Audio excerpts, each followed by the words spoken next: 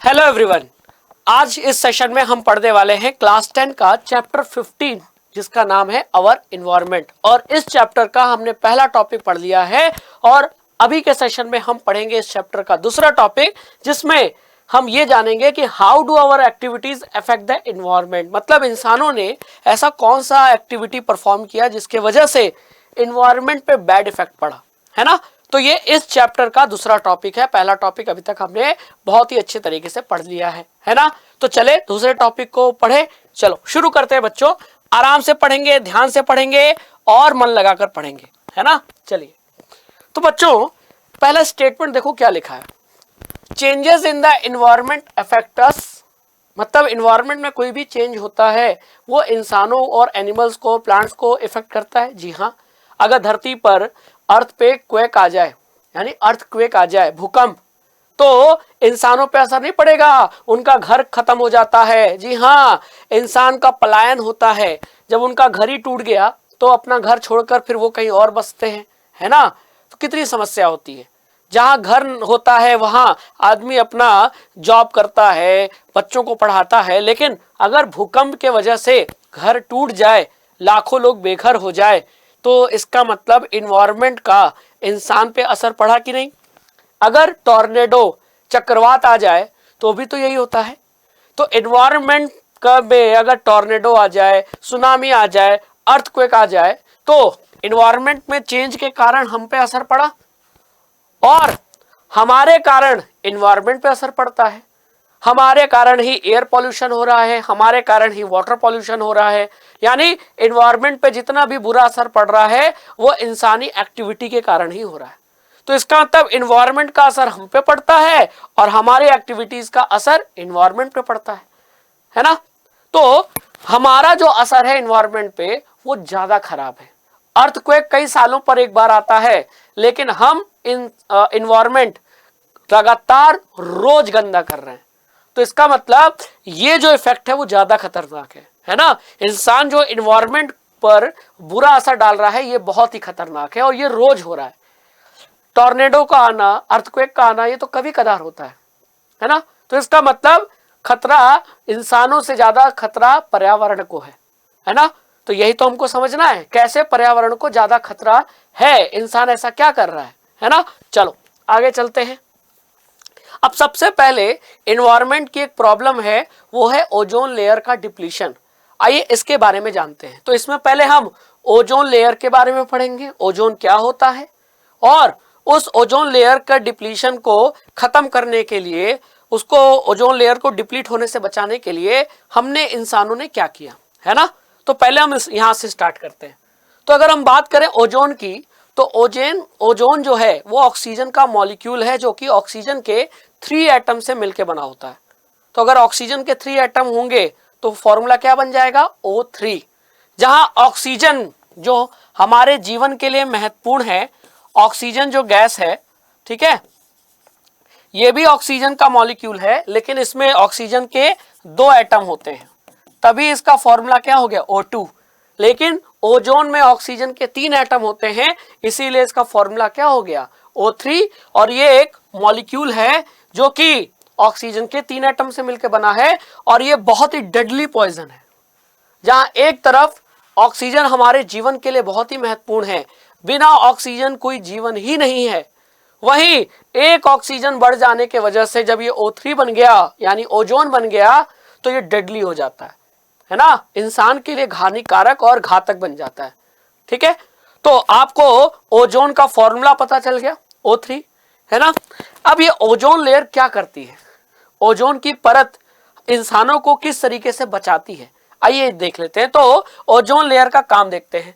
तो हमको पता होना चाहिए और हमको पता भी है कि बच्चों जो अर्थ है ना, अर्थ के चारों तरफ जो एटमॉस्फेयर है, पर्यावरण है, वो कई लेयर से मिलके बना है ना।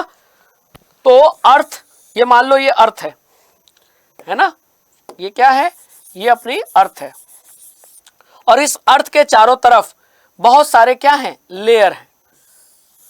एटमॉस्फेयर की बहुत सारी लेयर है पहली लेयर, दूसरी लेयर, तीसरी लेयर, है ना। तो अर्थ के चारों तरफ जो एटमॉस्फेयर की लेयर है, इसी लेयर में पाया जाता है किसकी, ओजोन की लेयर, है ना। तो मान लेते हैं कि ये ओजोन की लेयर है, ये येलो रंग की जो लेयर देख रहे हो ये ओजोन की लेयर है ना। अब ये ओजोन की लेयर क्या करती है, ओजोन की लेयर जो सन की जो एनर्जी पड़ रही है किस पे, अर्थ पे, तो सनलाइट जो अर्थ पे पड़ रही है उस सनलाइट में अल्ट्रावायलेट लाइट्स भी मौजूद है, अल्ट्रावायलेट रेडिएशन भी मौजूद है, जो कि बहुत हार्मफुल है। अगर इंसान इस अल्ट्रावायलेट रेडिएशन के कांटेक्ट में आएगा तो इंसान को तो कैंसर, स्किन कैंसर तक हो सकता है। तो अगर सनलाइट में प्रेजेंट ये अल्ट्रावायलेट रेडिएशन अगर अर्थ तक पहुंच जाए तो हम इंसानों को तो कैंसर हो सकता है। तो ये अर्थ तक अल्ट्रावायलेट रेडिएशन ना पहुंचे तो इनको रोकने का काम, इनको ऊपर फिल्टर करने का काम कौन करता है, ओजोन लेयर, है ना। तो ओजोन का वर्क, ओजोन लेयर का काम क्या है, to filter out ultraviolet radiation present in the sunlight and protect human beings and plants from the harmful effect of this ultraviolet radiation। ठीक है, तो इसको फिल्टर करने का काम, इसको रोकने का काम अल्ट्रावायलेट रेडिएशन करती है। तो देखो मान लेते हैं ये ओजोन की लेयर, इस ओजोन की लेयर ने अल्ट्रावायलेट किरणों को रोक लिया और सिर्फ बाकी सनलाइट ही पहुंच रही है धरती तक, अल्ट्रावायलेट किरणें धरती तक नहीं पहुंच रही हैं और नहीं पहुंचेंगी तो हम उसके इफेक्ट से बचे रहेंगे, है ना। यानी अल्ट्रावायलेट रेडिएशन से इंसानों को बचाना, पेड़ पौधों को बचाना, धरती को बचाना, यही काम है किसका, ओजोन लेयर का, है ना। समझ में आया। अब इस ओजोन लेयर का काम तो आपको समझ में आ गया, लेकिन ये ओजोन लेयर बनता कैसे है, कैसे ओजोन का फॉर्मेशन होता है। तो चलिए आइए इसका प्रोसेस देख लेते हैं, फॉर्मेशन ऑफ ओजोन लेयर। तो देखो हमको ये पता है ना कि सनलाइट अर्थ के एटमॉस्फेयर से होते हुए अर्थ पे पहुंच, अर्थ के एटमॉस्फेयर से होते हुए सनलाइट कहां पहुंच रही है, अर्थ के सरफेस पे। तो जो सनलाइट है उसमें क्या मौजूद है, अल्ट्रावायलेट रेडिएशन। तो जो सनलाइट जब अर्थ के एटमॉस्फेयर में एंटर करती है तो अल्ट्रावायलेट रेडिएशन भी तो एंटर कर रही है। अब ये अल्ट्रावायलेट रेडिएशन क्या करती है, ये ऑक्सीजन गैस में जो ऑक्सीजन मॉलिक्यूल है उसको डिसोशिएट, उसको आयनाइज कर देती है, ठीक है, और ये स्प्लिट कर देती है मॉलिक्यूलर ऑक्सीजन को दो ऑक्सीजन में। तो ये दो ऑक्सीजन जो जुड़े हुए थे ये अल्ट्रावायलेट रेडिएशन के कांटेक्ट में आने के बाद ये ऑक्सीजन के दोनों एटम स्प्लिट हो जाते हैं, अलग अलग हो जाते हैं। अब ये अलग होने के बाद एक ऑक्सीजन का एटम दूसरे ऑक्सीजन के मॉलिक्यूल से फिर जुड़ जाता है। तो ऑक्सीजन को स्प्लिट किसने किया, ऑक्सीजन के एटम्स में, ऑक्सीजन मॉलिक्यूल को ऑक्सीजन के दो अलग अलग एटम्स में अल्ट्रावायलेट रेडिएशन ने स्प्लिट कर दिया, तोड़ दिया। और फिर ये ऑक्सीजन का एटम जब दूसरे ऑक्सीजन के मॉलिक्यूल से जुड़ेगा तो क्या बन जाएगा, O3 बनेगा, और यानी ओजोन लेयर का फॉर्मेशन हो जाएगा। तो इस तरीके से ओजोन लेयर का फॉर्मेशन होता है। वही लिखा है कि ozone at the higher level of the atmosphere is a product of ultraviolet radiation acting on oxygen molecule. The higher energy of ultraviolet radiation split the oxygen molecule into free oxygen atom. तो ये पहला step, splitting oxygen molecule into free oxygen atom, ये पहला step. और दूसरा step, यही oxygen atom combines, किसके साथ कंबाइन हो जाता है, मॉलिक्यूलर ऑक्सीजन के साथ, टू गिव ओजोन यानी O3। और इस तरीके से दो स्टेप में ओजोन का फॉर्मेशन लगातार होता रहता है अर्थ के ऊपर एटमॉस्फेयर में, और लगातार ओजोन बनता है और अर्थ को, ह्यूमन बींग्स को, प्लांट्स को हार्मफुल अल्ट्रावायलेट रेडिएशन से बचाता रहता है ना। लेकिन समस्या क्या है, समस्या यह है कि हम इंसान, हमारे लिए जो चीज अच्छी होती है हम उसी को खराब करते हैं। पेड़ पौधे अच्छे हैं, हम उसको लगातार काट रहे हैं, है ना। ग्लोबल वार्मिंग हमारे लिए खतरनाक है, फिर भी हम उसको लगातार पेड़ पौधों को काट कर ग्लोबल वार्मिंग बढ़ाए जा रहे हैं। मतलब इंसान समझता नहीं है, इंसान को बस अपना फायदा दिखता है, ठीक है। अरे ये भी तो देख लो कि उस फायदे की वजह से कहीं पर्यावरण का नुकसान तो नहीं हो रहा, लेकिन हम उस नुकसान को नहीं देखते। ठीक है, हम गाड़ी चला लेंगे, धुआं गाड़ी से निकलते जा रहा है, हम गाड़ी नहीं सही करवाएंगे। यही इंसान की फितरत है। तो उसी तरह ओजोन लेयर से हमको बचाव है, लेकिन हमने कुछ ऐसा कर दिया जिसके वजह से ये ओजोन लेयर में क्या हो गई, छेद हो गया। मतलब ओजोन लेयर खत्म होने लगा तो उसमें छेद नजर आने लगा, जो कि साइंटिस्ट लोगों ने इसको जब सैटेलाइट से अपने अर्थ के चारों तरफ जो ओजोन लेयर है, उस ओजोन लेयर का जब सैटेलाइट से फोटो लिया तो क्या देखा, ये जहां आपको ग्रीन ग्रीन नजर आ रहा है ना, ये जहां आपको ग्रीन ग्रीन नजर आ रहा है, इसका मतलब यहां ओजोन लेयर प्रेजेंट है, ओजोन लेयर मौजूद है। लेकिन ये जो आपको अल्ट्रा वायलेट मतलब ये आपको बैंगनी रंग का, वायलेट रंग का ये जो एरिया नजर आ रहा है, इसका मतलब इतने दूर ओजोन के लेयर में क्या हो चुका है, छेद हो चुका है। मतलब इतने एरिया में, अर्थ के इतने बड़े एरिया में ओजोन में लेयर में छेद है, इसका मतलब ओजोन लेयर गायब हो गई है। अब आप बताओ, ओजोन लेयर अगर नहीं रहेगी तो सन में मौजूद हार्मफुल अल्ट्रावायलेट रेडिएशन कहां पहुंचेगा, अर्थ तक पहुंचेगा। और अर्थ तक पहुंचेगा तो आप बताओ, इंसानों को समस्या नहीं होगी, स्किन कैंसर के केसेस नहीं बढ़ेंगे। तो यही तो हो रहा था, यही हो रहा था। जब सैटेलाइट से पता चला तो ये पता चला, अरे ये जो ओजोन लेयर में छेद है ये हर साल बढ़ता जा रहा है, उसके वजह से ज्यादा अल्ट्रावायलेट किरणें धरती पर पहुंचेंगी, तब तो ये तो तबाही मच जाएगी। तब वर्ल्ड ने, जब सैटेलाइट ये फोटो आई सबके सामने, तो वर्ल्ड जागा, अरे ये तो समस्या हो गई, इसका सॉल्यूशन क्या है। और ऐसा हुआ क्यों, बाद में क्यों पता चला। देखो, इंसान ने अपना काम आसान बनाने के लिए मशीनों को खोजा है, तो मशीनों में ये भी आते हैं फ्रिज। कोई चीज खराब ना हो तो हमने ठंडा रखने के लिए फ्रिज बनाया, आग बुझाने के लिए रेफ्रिजरेटर बनाया, आग बुझाने के लिए फायर एक्सटिंग्विशर बनाया, चीजों को ठंडा रखने के लिए, फूड आइटम्स को ठंडा रखने के लिए रेफ्रिजरेटर बनाया। अब इस रेफ्रिजरेटर में, फायर एक्सटिंग्विशर में एक गैस यूज होती है जिसको कहते हैं क्लोरोफ्लोरोकार्बन, है ना। तो जब नए नए फ्रिज और फायर एक्सटिंग्विशर मार्केट में आए थे, तब इनमें ये क्लोरोफ्लोरोकार्बन नाम की जो गैस है उसका इस्तेमाल किया जाता था। ठीक है, अब क्या हुआ, एक इंसान ने फ्रिज खरीदा तो दूसरे इंसान ने भी खरीदना शुरू कर दिया, क्योंकि हम सभी चाहते हैं कि हमारे घर में जो खाना बच जा रहा है उसको हम बचा के रखें, ब्रेड रख दें, ठीक है, कोल्ड ड्रिंक रख दें, फल सब्जियां रख दें ताकि खराब ना हो, क्योंकि बाहर रखने पर क्या होती है, खराब हो जाती है। तो सभी इंसानों ने खरीदना शुरू कर दिया। अब सभी फ्रिज में, सभी फायर एक्सटिंग्विशर में क्या यूज होता था, क्लोरोफ्लोरोकार्बन। अब अक्सर फ्रिज ज्यादा दिन इस्तेमाल करने के बाद ये जो गैस है ना, वो फ्रिज में से, फायर एक्सटिंग्विशर में से ये गैस क्या होती थी, निकल आती थी। और निकलने के बाद कहां मिल जाती थी, अर्थ के एटमॉस्फेयर में।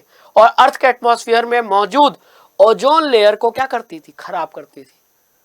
तो इन सभी मशीन्स का ज्यादा से ज्यादा उपयोग करने की वजह से क्लोरोफ्लोरोकार्बन गैस की जो अमाउंट है हमारे एटमॉस्फेयर में वो बढ़ने लगा, और इस क्लोरोफ्लोरोकार्बन ने ओजोन लेयर को खराब करना शुरू कर दिया।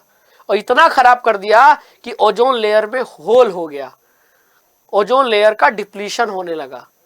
और यही जब फोटो सैटेलाइट से ली गई तो ये सैटेलाइट से फोटो दिखा, और तब सबको पता चला, अरे ये तो बहुत ही बड़ी समस्या हो गई। हम इस्तेमाल कर रहे थे फ्रिज और हमने ये क्या कर दिया, ओजोन लेयर में छेद कर दिया। अब अल्ट्रावायलेट रेडिएशन धरती पर आएगी तो हमको तो कैंसर होगा ही होगा, है ना। तो वही तो लिखा है, the amount of ozone in the atmosphere begin to drop sharply in 1980s। मतलब 1980 के दौर से ओजोन लेयर की जो मात्रा थी, या ओजोन की जो कंसंट्रेशन था एटमॉस्फेयर में, वो लगातार घटने लगा। ओजोन लेयर लगातार, उसमें छेद, ये जो उसमें छेद है ना, ये लगातार बढ़ता गया। अब इस चिंता का सबक बन गया। तो अब इसको सही कैसे किया गया, तो इसके लिए फिर दुनिया के देशों ने एक इंटरनेशनल ट्रीटी साइन की, तब 1987 में। और वो इंटरनेशनल ट्रीटी किसने ऑर्गेनाइज कराई थी, यूनाइटेड नेशन एनवायरनमेंट प्रोग्राम के अंतर्गत कनाडा में एक शहर है, सिटी है, जिसका नाम था मॉन्ट्रियल, है ना। तो कनाडा के सिटी का नाम है मॉन्ट्रियल। तो 1987 में कनाडा के इसी सिटी, इसी शहर में ये इंटरनेशनल ट्रीटी कई देशों ने साइन की और इसी ट्रीटी का नाम पड़ गया मॉन्ट्रियल प्रोटोकॉल। इस ट्रीटी में जिन जिन देशों ने इस ट्रीटी को 1987 में साइन किया, इंडिया ने थोड़ा लेट साइन किया। इंडिया कब मेंबर बना था इसका? 1992 में, है ना। लेकिन जो पहली बार इंटरनेशनल ट्रीटी, ये कॉन्फ्रेंस ऑर्गेनाइज हुई थी यूनाइटेड नेशन एनवायरनमेंट प्रोग्राम द्वारा, वो कनाडा के मॉन्ट्रियल शहर में, कब? 1987 में। और उस समय जिन जिन देशों ने इस मॉन्ट्रियल प्रोटोकॉल को, इस इंटरनेशनल ट्रीटी को साइन किया था, उन सभी लोगों ने, देशों ने ये एक्सेप्ट किया कि हम जो ओजोन लेयर का जो प्रोडक्शन, मतलब जो क्लोरोफ्लोरोकार्बन गैस का जो प्रोडक्शन है, वो जितना 1986 में है उससे आगे नहीं बढ़ने देंगे। तो वही लिखा है, it is now mandatory for all the manufacturing companies to make chlorofluoro free refrigerators throughout the world and maintain the production of chlorofluorocarbon at 1986 levels. मतलब कॉन्फ्रेंस 1987 में हुआ तो उसमें यह तय किया गया सारे देशों द्वारा, जिसमें यह डिसाइड हुआ था कि 1986 तक जिन देशों ने जितना जितना क्लोरोफ्लोरोकार्बन गैस प्रोड्यूस किया, उससे ज्यादा हम अब प्रोड्यूस नहीं करेंगे, क्योंकि अगर ज्यादा प्रोड्यूस करेंगे तो हमारे ओजोन लेयर को खराब क्षति पहुंचेगी, डैमेज होगा ओजोन लेयर। तो जितना हम 1986 तक जितना हम क्लोरोफ्लोरोकार्बन गैस प्रोड्यूस कर रहे थे, उससे ज्यादा प्रोड्यूस नहीं करेंगे। मतलब उस स्तर को हमने फ्रीज कर दिया। मान लो, ऐसे समझो कि मैंने कल, एक दिन पहले मैंने 10 रोटी बनाई और मेरे सभी दोस्तों ने अपने घर 10-10 रोटी बनाई, और फिर हम लोग अगले दिन मिले और हमने ये डिसाइड किया कि अब हर दिन हम 10 से ज्यादा रोटी नहीं बनाएंगे। तो हमने पिछले दिन जितनी रोटी बनाई थी उसके लेवल को क्या किया? फुल मान लिया, मतलब एक्सेप्ट कर लिया कि अब ये लेवल मैक्सिमम है, इससे ज्यादा हम रोटी नहीं बनाएंगे। ठीक उसी तरह 1987 में जितनी कंट्रीज इस मॉन्ट्रियल प्रोटोकॉल को, इंटरनेशनल ट्रीटी को जिन्होंने साइन किया, उन्होंने ये एक्सेप्ट किया कि अब हम 1986 तक जितना क्लोरोफ्लोरोकार्बन गैस प्रोड्यूस किए थे, उससे ज्यादा अब हम प्रोड्यूस नहीं करेंगे और दिन पे दिन इसको कम करते जाएंगे।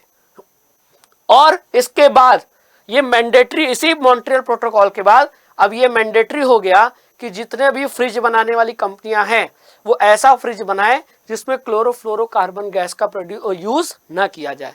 तो अब मार्केट में जितने फ्रिज आते हैं उसमें क्लोरोफ्लोरोकार्बन गैस का यूज नहीं किया जाता, है ना। समझ में आया? ये इसीलिए ताकि हमारी ओजोन लेयर वो डिप्लीट ना हो, वो डैमेज ना हो। तो इसका मतलब ये मॉन्ट्रियल प्रोटोकॉल का असर दिखा। जी हाँ। और इस इंटरनेशनल ट्रीटी को मॉन्ट्रियल प्रोटोकॉल क्यों कहा जाता है? क्योंकि ये इंटरनेशनल जो कॉन्फ्रेंस हुआ था, ट्रीटी साइन हुई थी, ये कनाडा कंट्री के मॉन्ट्रियल सिटी में साइन हुई थी 1987 में। और इंडिया इसका मेंबर कब बना? इंडिया इस मॉन्ट्रियल प्रोटोकॉल का मेंबर बना 1992 में, काफी लेट बना। ठीक है, चलिए। तो इस तरीके से कॉन्फ्रेंस होते रहते हैं देशों के बीच। ये यूनाइटेड नेशन इसीलिए तो बना है कि देशों के बीच आपसी सामंजस्य से, सहायता से, हेल्प से, कंट्रीब्यूशन से हम इस दुनिया को एक बेटर वर्ल्ड बना सके, है ना।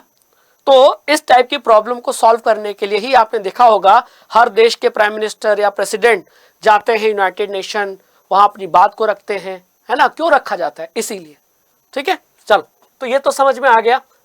अब हमने ओजोन की बात कर ली, अब हम ये भी बात कर लेते हैं गार्बेज की, कि किस तरीके से गार्बेज हमारे इन्वायरमेंट पे असर डाल रहा है।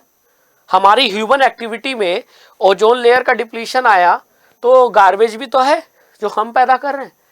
अब दिन सुबह से लेकर रात तक हम गार्बेज ही गार्बेज प्रोड्यूस करते हैं।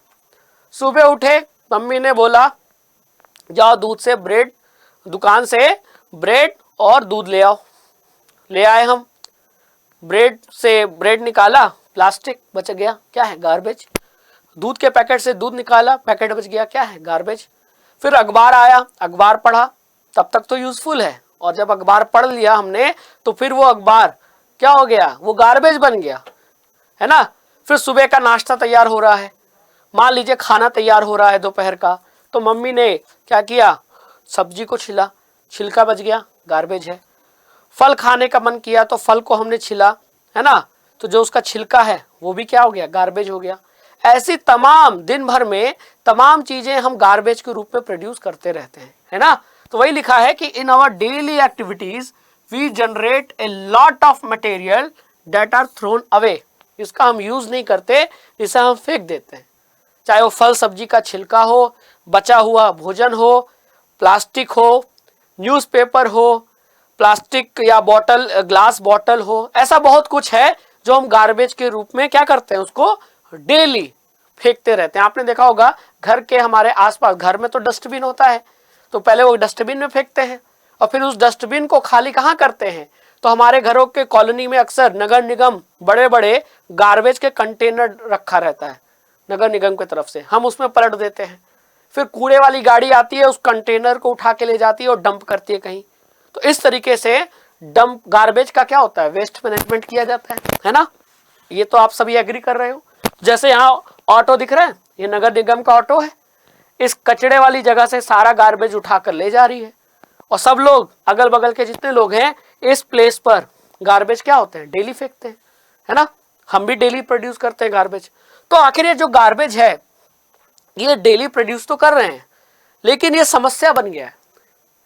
समस्या क्यों बन गया है अभी मैं बताऊंगा। पहले यहाँ चित्र, ये पिक्चर देखो। पिक्चर देखने से क्या लग रहा है, ये कोई पहाड़ है क्या? जी नहीं।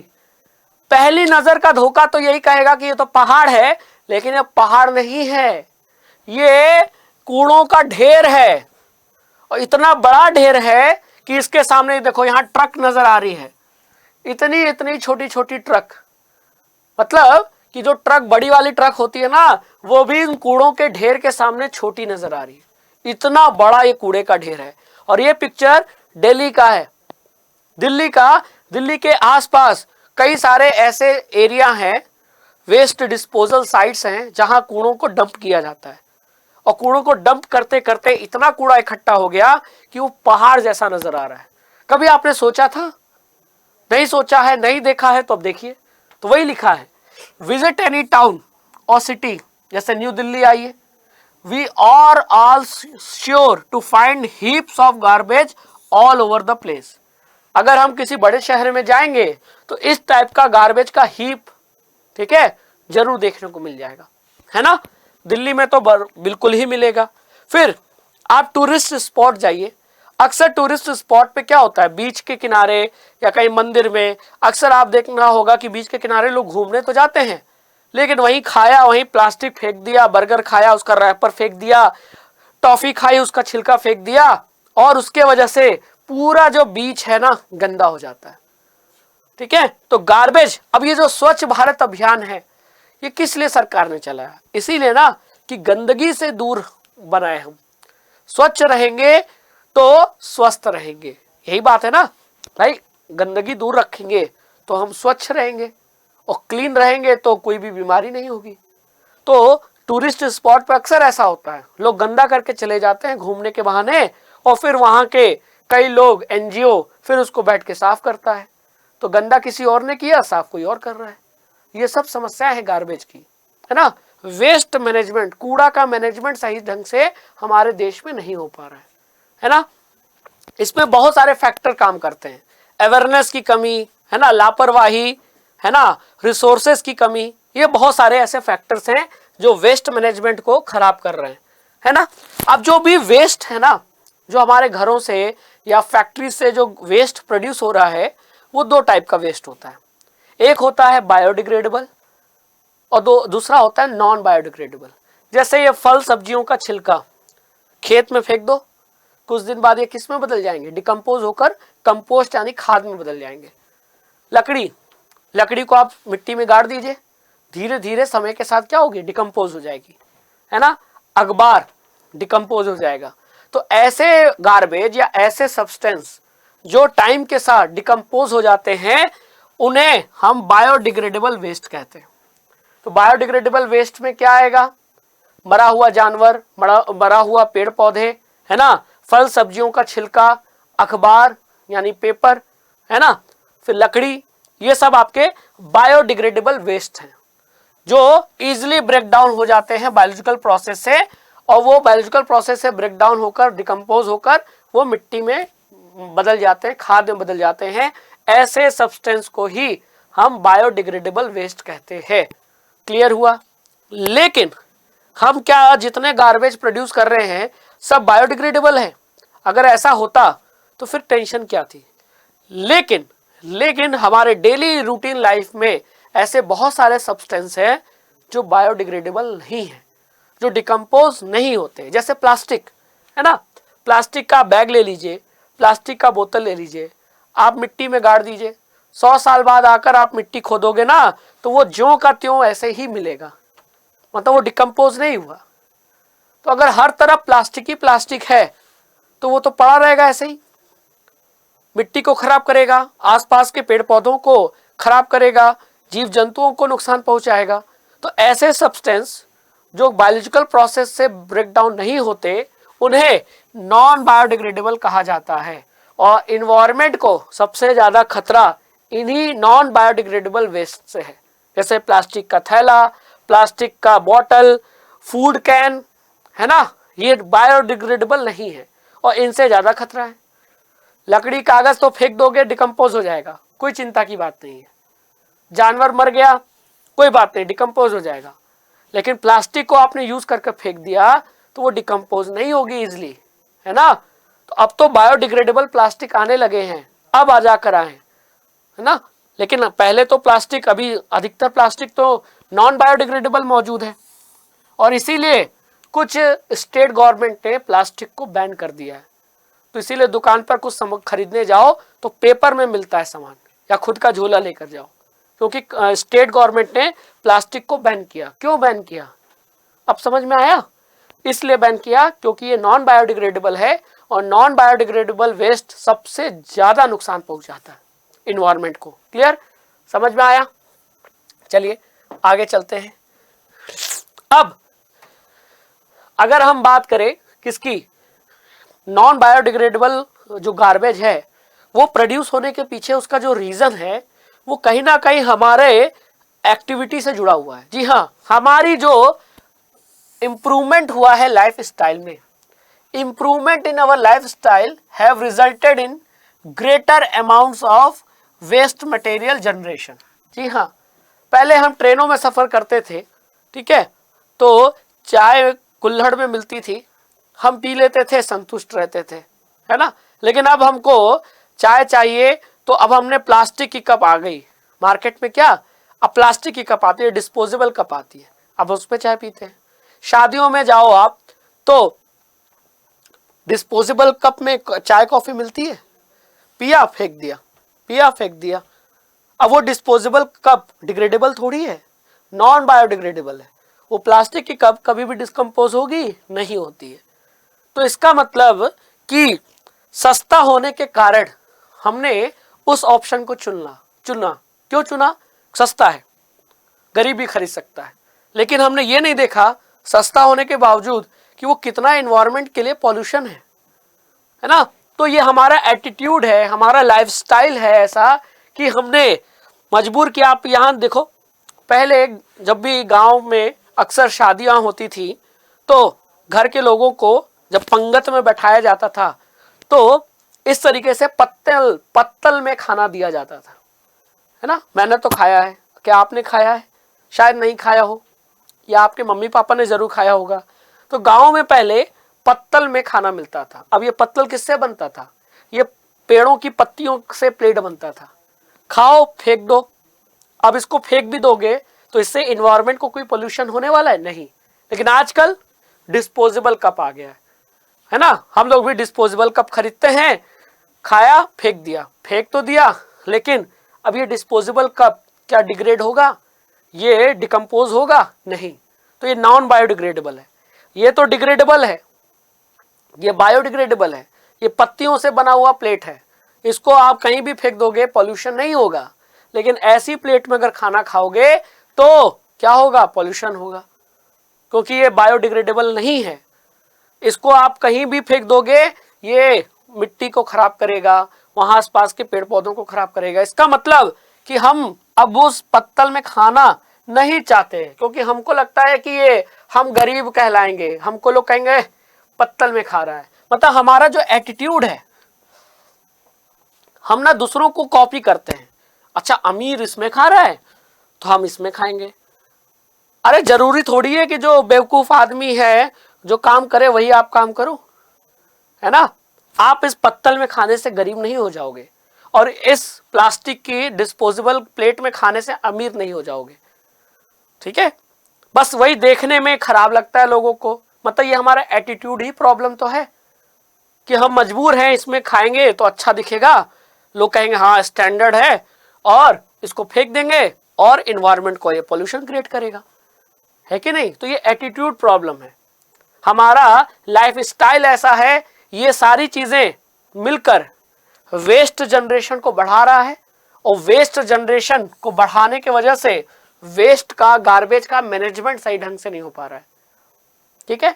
तो अगर हम एटीट्यूड बदल लें, अगर हम इसको छोड़कर वापस पत्तल में खाना शुरू कर दें, शादियों में, पार्टियों में अगर पत्तल मौजूद, अगर इसमें खाना शुरू कर दें, हमने एटीट्यूड बदला, तो वेस्ट का जनरेशन कम हो जाएगा, और वेस्ट का जनरेशन कम हो जाएगा तो उसका मैनेजमेंट भी आसान हो जाएगा, है ना। फिर ये प्लेटें जब बनना बंद हो जाएंगी तो फिर इसका मैनेजमेंट करना भी आसान हो जाएगा। तो यही तो है, हमारी लाइफस्टाइल को बदलना होगा और हमारे नजरिए को, एटीट्यूड को बदलना पड़ेगा, अगर हम वेस्ट को हैंडल करना चाहते हैं, है ना। अब जैसे मैंने उदाहरण दिया किसका, चाय के कप का, तो पहले ट्रेनों में कुल्हड़ में, मिट्टी के जो कुल्हड़ होते हैं, इसमें चाय मिलती थी, पिया फेंक दिया, है ना। अब इसमें आप चाय को काफी दूर तक ले नहीं जा सकते, मतलब ये नहीं कि चाय को कुल्हड़ में पैक नहीं कर सकते। अब इसमें कुल्हड़ में चाय आ गई तो पीजिए और फेंक दीजिए। अब लोग चाहते थे कि हम चाय पैक भी कराएं, ले भी जाएं, ठीक है। तो फिर आगे क्या, मार्केट में डिस्पोजेबल कप। अब ट्रेनों में आप सफर करो तो आपको कुल्हड़ में चाय कभी कदार ही दिखेगी, अक्सर इस डिस्पोजेबल कप में चाय या कॉफी मिलेगी ट्रेनों में सफर करने पर। आपको क्या लगता है कि ये जो डिस्पोजेबल कप है ये डिग्रेडेबल है, ये नॉन बायोडिग्रेडेबल है? तो आप बताइए क्या प्रेफर करना अच्छा है, कुल्हड़ प्रेफर करना अच्छा है? लेकिन लोग इस पे भी तर्क देते हैं। कुल्हड़ में समस्या ये है कि कुल्हड़ जो कुम्हार बनाता है वो मिट्टी की ऊपर फर्टाइल लेयर का यूज करता है, तो अगर आप उस सारी फर्टाइल मिट्टी का कुल्हड़ बना देंगे तो खेती क्या करेंगे, है ना। तो ये कॉन्ट्राडिक्शन भी चल रहा है। कई लोग कहते हैं नहीं कुल्हड़ का उपयोग करना सही है, कई लोग कहते हैं नहीं गलत है, क्योंकि कुल्हड़ का आप उपयोग करेंगे तो आप मिट्टी के सॉइल का टॉप फर्टाइल लेयर का यूज करेंगे, तो फिर खेती किस सॉइल में करेंगे, है ना। तो ये कॉन्ट्राडिक्शन है, इसीलिए डिस्पोजेबल कप चलन में है। और आप अगर ट्रेनों में, बस में सफर करो तो अक्सर आपको एक डिस्पोजेबल कप में चाय मिलती हुई दिख जाएगी। लेकिन changes in packaging have resulted in much of our waste becoming non biodegradable. मतलब हमारी पैकेजिंग में बदलाव के कारण बहुत सारे नॉन बायोडिग्रेडेबल वेस्ट भी प्रोड्यूस हो गए, जैसे कि डिस्पोजेबल कप, ठीक है। तो ये समस्या है, प्रॉब्लम है डिस्पोजेबल कप्स, प्लेट, है ना। और इसी प्रॉब्लम को हमको सॉल्व करना है। सॉल्व दो तरीके से किया जा सकता है, एक तो वेस्ट को कम प्रोड्यूस किया जाए, गार्बेज कम प्रोड्यूस किया जाए, और दूसरा नॉन बायोडिग्रेडेबल वेस्ट जो हम प्रोड्यूस कर रहे हैं उसको ना यूज करें, उसको फुल तरीके से बैन कर दिया जाए, है ना। और उसका अल्टरनेट भी हमारे पास होना चाहिए, क्योंकि हम तब तक बैन नहीं कर सकते जब तक उसका अल्टरनेट हमारे पास ऑप्शन अवेलेबल ना हो। जैसे प्लास्टिक का बैग हमने बैन कर दिया, कोई प्रॉब्लम नहीं, हम जूट के बैग में हम अपना दुकान से सामान ले आएंगे, तो हमारे पास ऑप्शन है, तब हम उस बैन को एक्सेप्ट कर रहे हैं। अगर हमारे पास ऑप्शन नहीं होगा तो क्या हम उस बैन को एक्सेप्ट कर पाएंगे? नहीं। तो इसके लिए सरकार को, हम इंसानों को, हर पब्लिक को स्टेप लेना पड़ेगा, एक्शन लेना पड़ेगा, तब जाकर हम वेस्ट को डिकम्पोज कर मतलब वेस्ट को, नॉन बायोडिग्रेडेबल वेस्ट को हम प्रोड्यूस होने से रोक सकते हैं, है ना। समझ में आया? तो आई होप आपने ये चैप्टर, ये टॉपिक अच्छे से पढ़ा, प्रॉब्लम जाना कि किस तरीके से इन्वायरमेंट को हम परेशान कर रहे हैं, किस तरीके से इन्वायरमेंट पे असर पड़ रहा है ह्यूमन एक्टिविटीज की वजह से। तो इसी तरह अड्डा 24/7 क्लास 9 एंड 10 के साथ पढ़ते रहिए और हमारे साथ जुड़ते रहिए। Thank you.